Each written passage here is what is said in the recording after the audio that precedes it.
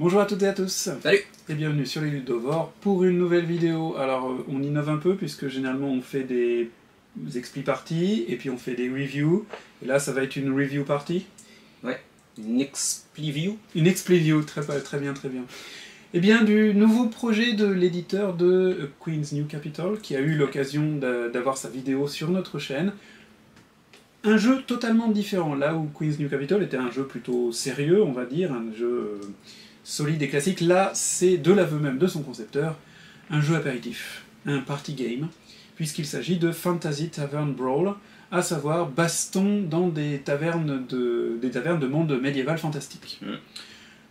Et c'est tout à fait ça. Vous allez avoir une taverne de base, vous allez jouer des cartes qui vont représenter différentes races, gobelins, halflins, orques, elfes, démons, minotaures, qui vont avoir toutes des pouvoirs un peu spéciaux pour influencer la partie qui va durer entre 5 à 10 minutes. 5 et 10 minutes, voilà, c'est ça. Peut-être un petit peu plus longtemps si vous jusqu'à 4, 5, 6 joueurs.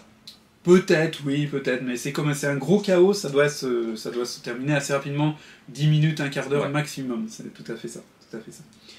De l'aveu même de son concepteur, c'est vraiment un party game, c'est le genre de jeu auquel vous jouez une ou deux parties avec des amis, entre deux jeux ou pour lancer une soirée, et après vous passez à autre chose. Entre deux jeux et peut-être entre deux boissons aussi. Hein.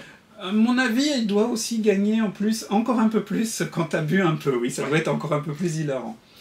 En tout cas, aujourd'hui, on va vous proposer tout d'abord une petite partie entre nous deux, même si à 2 joueurs, c'est peut-être pas aussi excitant qu'à 4 ou 5 joueurs. Ça reste quand même tout à fait honorable, je pense. Et puis après, on vous fera part de nos réflexions sur le jeu.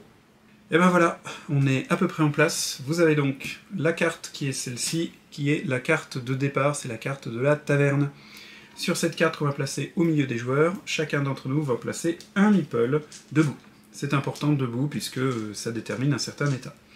Ensuite, chaque joueur a, dans le scénario que nous avons choisi, qui est le scénario de base, vous avez une petite carte de référence avec des scénarios dessus.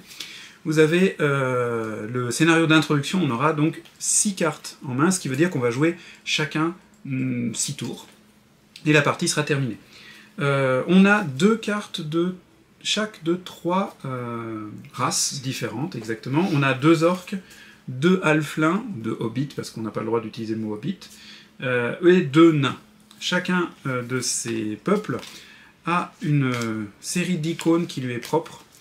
Donc par exemple, vous voyez ici les nains. Les nains, eh bien, vous allez poser 4 de vos meeples sur une carte de la taverne, et sur ces 4 meeples, vous allez placer une carte posée dessus, ce qui va faire en sorte que ça sera, comme ça s'appelle, un étage supplémentaire de la taverne. Pour les halflins, vous allez en fait mettre votre main au-dessus du plateau de jeu. Vous allez lâcher la carte de halflin sur le plateau de jeu. Si la carte tombée ne se connecte pas à la taverne, elle est retirée de la partie. Si elle se connecte, elle devient une extension de la taverne et on peut y placer des meeples. Le halflin étant bourré, vous allez empiler 4 meeples, et vous allez pichenetter en espérant que des meeples vont rester sur les cartes de la taverne, voire éventuellement expulser des meeples de vos adversaires. Et enfin, les orques, eh bien les orques, vous devez jeter la carte, façon étoile de ninja.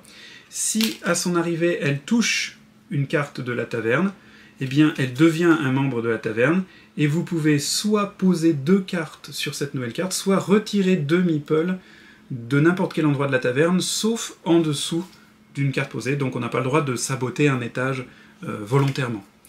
Justement, en termes de sabotage, c'est un jeu à boire, c'est un party game, certes, mais ça n'empêche que c'est quand même un jeu dans lequel il y a quelques petites règles, notamment si jamais, par accident, vous expulsez des meeples adversaires en prenant un de vos meeples, vous devez payer une amende en retirant vos meeples et en remettant les meeples de l'adversaire. C'est très très simple, la plupart des règles, comme on l'a dit, eh bien, sont discutables, hein, sont, je dirais... négociables. Ousroulables. Il y a une règle quand même que je trouve peut-être un peu dure, mais je la comprends, c'est que si par accident vous faites tomber avec votre main un étage de la taverne, vous êtes éliminé de la partie directement. Ça peut être ouvert à négociation à mon avis. Oui, vous pouvez aussi couper la main de la personne qui l'a fait. Voilà, par exemple. Ça va. Pour notre scénario, une seule petite règle spéciale supplémentaire, les nains eh bien, n'ont pas le droit d'être la dernière carte que vous jouez. D'accord? Donc ça sera forcément une des 5 premières cartes. Donc voilà, nous avons placé nos meeples, et nous allons donc jouer chacun notre tour une carte. Les cartes, on les connaît, puisqu'on sait la composition de nos mains, mais c'est à nous de déterminer quel est l'ordre dans lequel on va les jouer. Donc ma foi, je vais commencer. Je vais commencer en jouant un halfling. Donc je vais jouer le halfling, je vais le mettre... Un truc accroché, voilà. Je vais le mettre au-dessus de la table. Alors il est en équilibre. Si jamais ici, par exemple, un meeple par miracle tenait ici, eh bien ça serait un meeple sur un deuxième étage, donc il vaudrait 2 points à la fin de la partie. Là actuellement, c'est totalement impossible qu'un meeple reste comme ça. Donc là, je vais fliquer les 4. Kevin va en prendre plein la tronche. Il y a des chances. Et je vais espérer qu'il y en ait qui restent. Alors vous voyez, on joue sur une table assez petite, mais vous pouvez jouer sur une plus grande table et taper plus fort. Alors c'était pas super convaincant puisque... ça touche un peu. Alors, celle-ci et celle-ci ne sont pas dans la taverne, donc elles reviennent dans mon truc. Il touche mais il est pas dessus, quoi. Il touche mais il est pas dessus, donc il est non. Mais par contre, ici, ça constitue une nouvelle pièce de la taverne, une extension. Et c'est à Kevin. Du coup, je vais utiliser un nain. Oui. Pour aller poser simplement 4 meeples sur cette nouvelle pièce. Tout à fait. Voilà. Et tu places ta carte de nain dessus. Comme ceci. Voilà, très bien. Eh bien écoute monsieur, je vais faire exactement la même chose, mais au-dessus. Ça dépend parce que à la fin de la partie, quand on va lancer des cartes ou pitcher des meeples, il risque d'y avoir des accidents. C'est sûr. Donc là actuellement les 4 meeples du bas de Kevin valent 1, mes 4 meeples valent 2. Si Kevin joue encore un nain, ses meeples valent 3, éventuellement valent 4, mais il y aura des accidents. Il y aura des accidents. Il y aura des accidents. Et d'ailleurs, je vais tâcher d'en provoquer un parce que je vais lancer un orc. Ah, tu vas donc... je vais lancer une carte. Voilà, d'un coup de poignet, tu vas te reculer un peu parce que là, tu es environ 5 cm de la partie. Ici. C'est ça. Donc, avec un peu d'élan. Mais je suis très très mauvais au jeu d'adresse. Hein, si vous connaissez la chaîne, vous le savez. Donc, on va tenter. Je vais virer que les miens, tu vois. Oui. Ah, j'ai viré... Ah, c'est intéressant parce que... Oui. Du coup, ils valent quand même 2 points. Et par contre, ta carte de l'orc ne touche pas donc, la taverne, donc elle est retirée de la partie. Mais du coup, ça s'est considéré comme un deuxième étage parce que ça touche aussi le rez-de-chaussée. Eh ben, c'est un deuxième étage parce qu'il y a des meeples en dessous. C'est un deuxième étage presque détruit, mais c'est un deuxième étage. Bon, moi, je vais aussi jouer un orc. Ça rejoint la partie, c'est déjà ça. Ça rejoint la partie, et je vais y placer, sur la carte que je viens de jouer, 2 de mes meeples. Ok. Je vais jouer un halfling du coup. D'accord. Donc tu vas lâcher la carte au-dessus de la partie. Ah. Et tu vas empiler 4 de tes meeples. Ouais, c'est plutôt sur ce truc-là que je compte. Alors je vais sortir mon masque de gardien de hockey sur glace. Alors comment t'es censé les empiler, ce truc-là, par contre? Comme ça. Ah oui, d'accord, sur le flanc. Oui, non, tu les empiles pas debout, c'est pas des acrobates, ça tient pas. Là, je vous le dis, genre plus bourré, ça va pas être facile, tu vois. Bon alors, encore une fois, je répète, je suis très très mauvais en jeu d'adresse. Attention. Est-ce que vous les voyez là? Est-ce que je... Oui, il les voit un petit peu. Oui, c'est au bord de l'écran. Alors. Moi, je mets déjà les mains pour éviter d'en prendre plein la tronche. X met en Kamehameha. C'est parti. Ah, ils sont tous rentrés quasiment, sauf peut-être celui-là. Celui-là, il est pas. Non.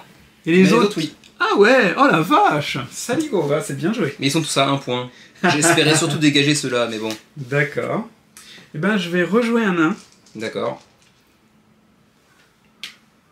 Du coup, on va faire un étage ultra solide. Ouais, celui-là, il va tenir debout, normalement. Tac. Et on va placer la carte dessus. Et c'est à toi, Kevin. C'est risqué, mais je vais rejouer un nain. C'est risqué parce que bon, je sens que l'étage il va partir en fumée au bout d'un moment. Ben, mon avis, là, vu les cartes qui me restent dans la main, il y a des chances qu'il y ait des accidents quand même au bout d'un moment. Donc on va faire un étage très rapproché. Oui, tu fais des piliers très concentrés, toi. C'est ça, ouais.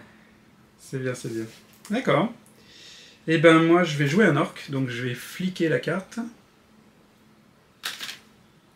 Bon, bah tant pis. Ça va. C'est pas l'effet que j'avais compté, mais au moins... Ils sont toujours là. Voilà, toi, ils sont toujours là, au moins. Ils vont toujours debout. C'est ça. Ils sont un peu à l'air libre, c'est terrasse maintenant. C'est ça. Ok, bah du coup, je vais jouer mon halfling. D'accord. Et on va espérer que ça tienne. Et non, mais ça fait une nouvelle pièce. Ça fait une nouvelle pièce, et tu fliques 4. Alors tu n'en as plus que 3, bah tu n'en propulses que 3. Bon. Ah non. Aucun. Aucun. Il y a une jambe dessus, une jambe dessous, mais... Non, il touche pas, non. Bon bah ça sera pour rien. Ouais. Et ben moi j'ai un halflin, donc je vais faire pareil. Hein. Ouf. Avec mes doigts de gecko, ça a glissé. Voilà. Ah, tu joues ce truc là, ok. Tac.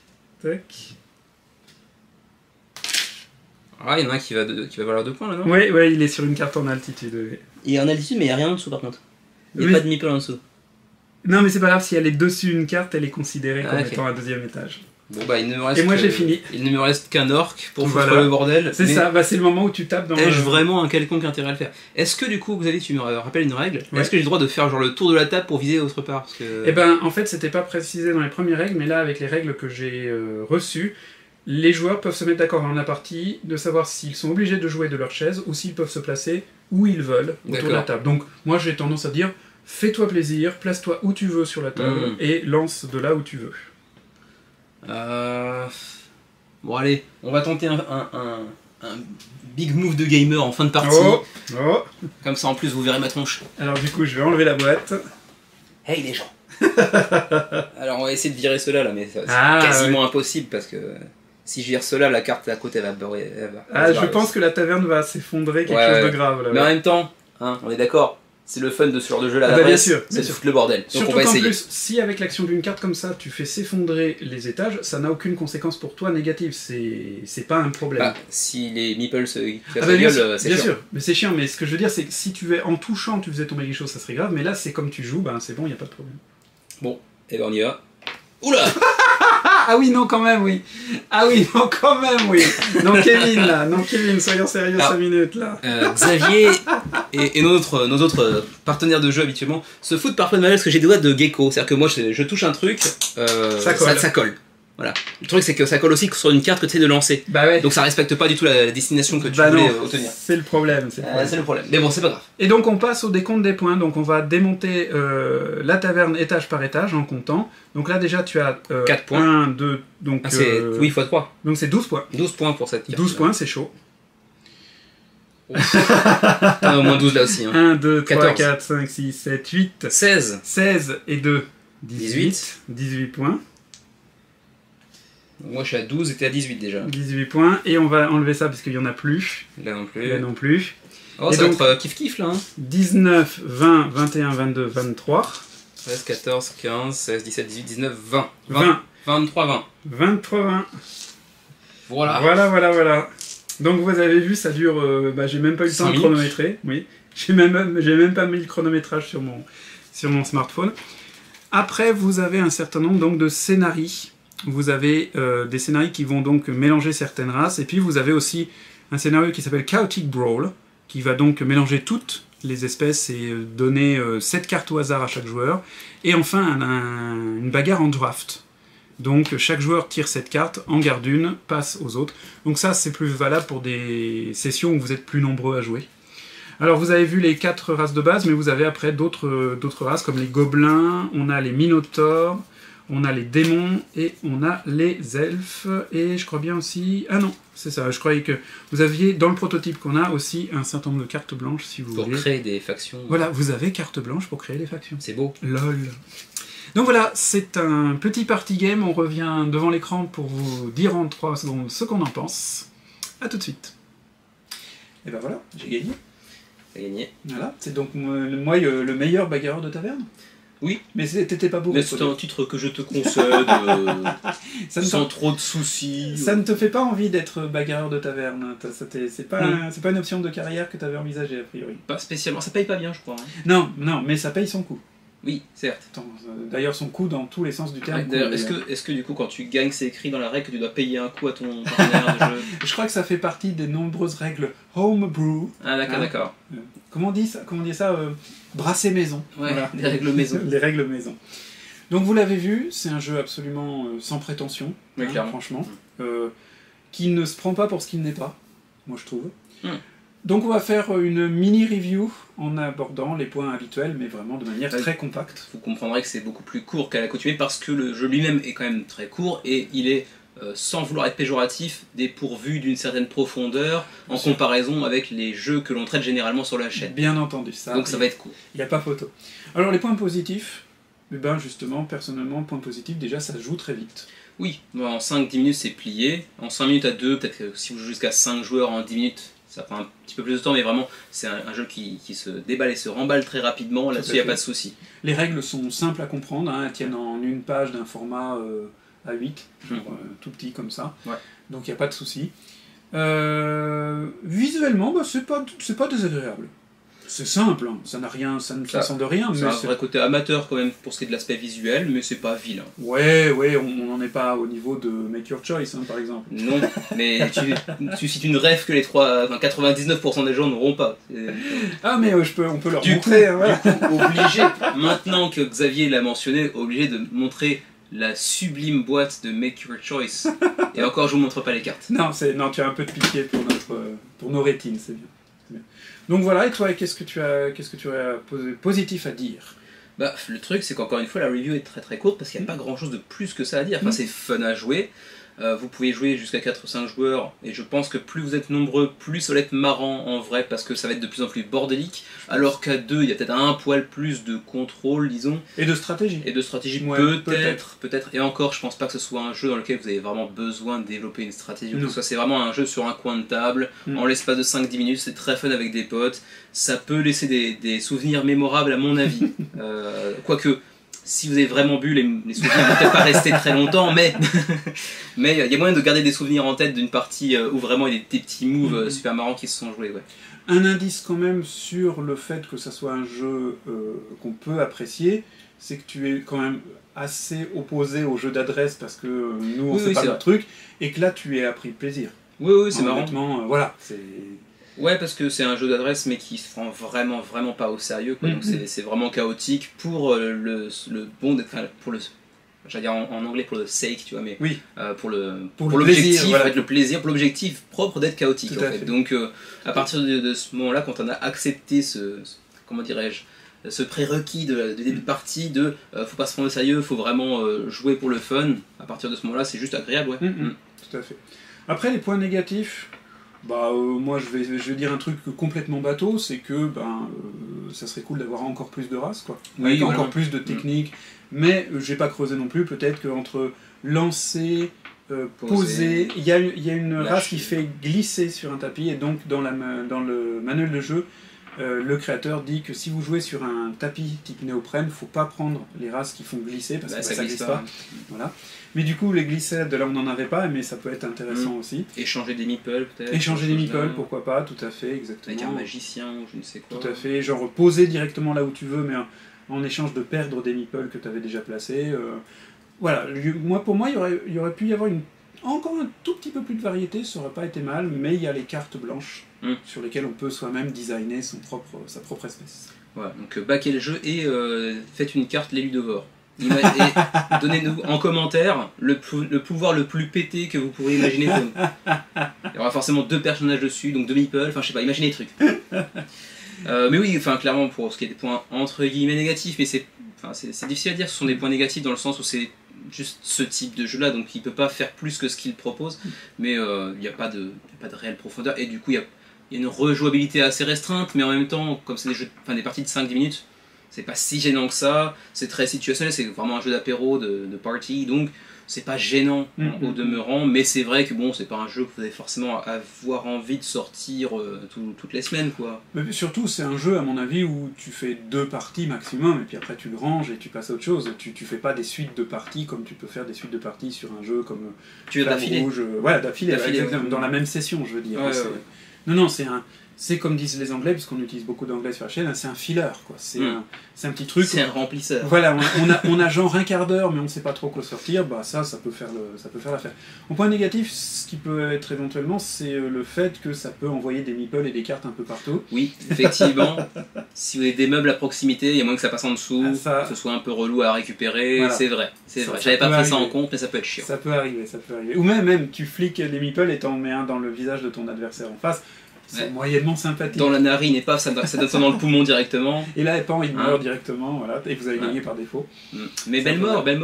Mort par meeple dans le poumon, c'est classe. C'est assez rare. C'est une mort de joueur de vrai. Donc voilà, en gros, personnellement, moi je suis bien content d'avoir pu tester ce jeu. Ouais, c'est marrant, c'est marrant. Donc c'est une découverte très marrante. Donc si jamais, je sais que l'auteur a indiqué un certain nombre de drapeaux sur le côté de la boîte, hein, puisqu'il y aura un certain nombre de langues disponibles. Alors peut-être pas tout imprimé, mais au moins il y aura de l'anglais, italien, espagnol, japonais, coréen, portugais et français. Il y aura donc du français. Faut dire qu'il n'y a pas non plus, à part le livret de règles, il n'y a pas de choses... Il n'y a pas de text in game. Non, ça va. Si ce n'est le nom des personnages. Exactement. Donc voilà. Et ben voilà, je crois que ça conclut notre petite review, peut-être. Mais il me semble, oui, écoute. Voilà ce qu'il y en a donc pour Fantasy Tavern Brawl. On espère qu'il aura su éveiller votre intérêt, potentiellement votre curiosité, à minima. Sachant que normalement il devrait commencer sa campagne de financement au moment même où cette vidéo devrait être publiée. Ouais. Donc incessamment sous peu. Voire même si ce n'est pas déjà le cas. Ouais. Allez checker, il y aura le lien dans la description comme d'habitude de toute façon. Ça. Et puis sur ce, merci encore de nous avoir suivis pendant ces quelques minutes de vidéo et une piètre défaite de ma part. On vous souhaite de passer une bonne fin de journée, de semaine, de mois, d'année, que sais-je. Bref, portez-vous bien, jouez bien, prenez soin de vous, de vos proches, voilà. Et à la prochaine.